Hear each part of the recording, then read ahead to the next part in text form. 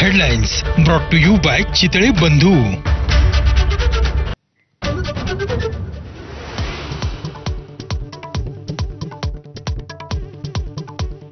हिंदी संदर्भात मुख्यमंत्र्यांच्या वर्षा निवासस्थानी बैठक, विद्यार्थ्यांच्या हिताचा निर्णय घेणार, दादा भुसेंकडून स्पष्ट।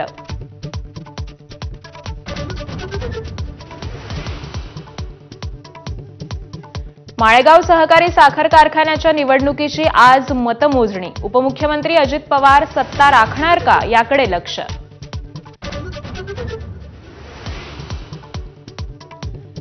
पुणे रेल्वे स्टेशनला थोरल्या बाजीरावांचं नाव द्या, भाजप खासदार मेधा कुलकर्णींची मागणी, तर महात्मा ज्योतिराव फुलेंचं नाव देण्याची संभाजी ब्रिगेडची मागणी।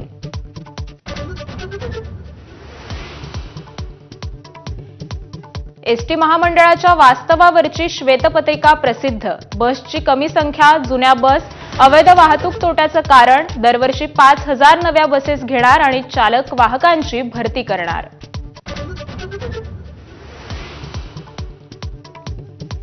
पुढील 5 दिवस कोकणासह विदर्भात मुसळधार पावसाची शक्यता, रत्नागिरी, रायगड आणि सिंधुदुर्गमध्ये अतिमुसळधार पावसाचा इशारा, तर मुंबईसह ठाणे आणि पालघरमध्ये मुसळधारेचा अंदाज।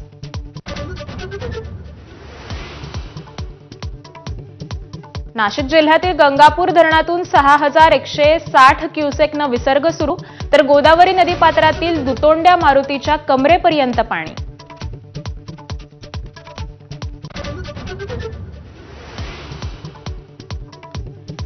बारा दिवसांचं युद्ध संपलं, इराण आणि इस्रायलमध्ये शस्त्रसंधीवर सहमती, अमेरिकेचे अध्यक्ष डोनाल्ड ट्रम्प यांचा दावा।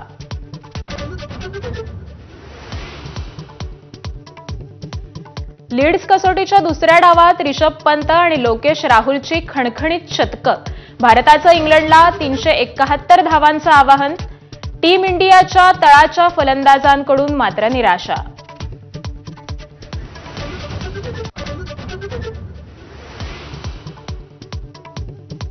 नमस्कार, सुप्रभात।